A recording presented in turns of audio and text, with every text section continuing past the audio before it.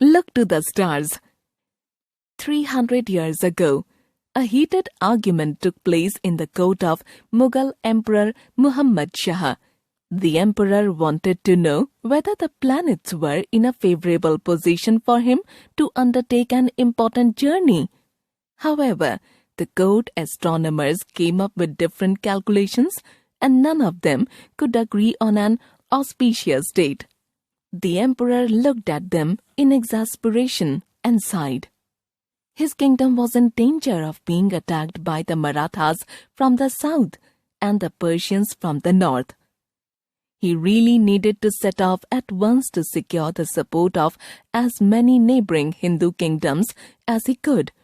If only his astronomers would come to a conclusion. Quietly watching this commotion was Maharaja Savai Jai Singh. He was the Rajput king of Amber, a close ally of the Mughals. He had a rare talent. Apart from being a shrewd king, he was well versed in mathematics, architecture, and astronomy. Brewing in his head at that moment was an ambitious plan. The emperor caught the look of intense concentration on Jai Singh's face and knew that his troubles were about to end. For this man was gifted with extraordinary intellect. "What do you have in mind, Jai Singh?" asked the emperor. "Simply to build the largest astronomical observatory in the world." In the period between the year 1724 and 1734, Jai Singh consulted Islamic astronomers and studied their calendars. He read about astronomical observatories in Babylon and China. He spoke to European Jesuit missionaries, asking them all about the latest developments in Europe and about Greek astronomy. He was a keen student of the works of ancient Indian mathematicians as well as the great Greek mathematicians, Ptolemy and Euclid. He himself was an architect trained in traditional Indian methods of precise geometric construction.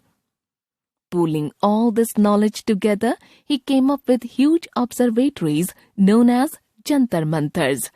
They were not only massive in scale, but also more accurate than any instrument in use then. Today, they are a standing example of using geometric designs intelligently to make astronomical observatories. One of the most striking structures of Jaipur's Jantar Mantar is the Samrat Yantra. This is the world's largest sundial. A sundial has two parts, a gnomon, pronounced as gnomon, and a scale. A gnomon is a large triangular structure. The scale is drawn in a circle at the base of the gnomon. As the day progresses, the gnomon's shadow moves along the scale.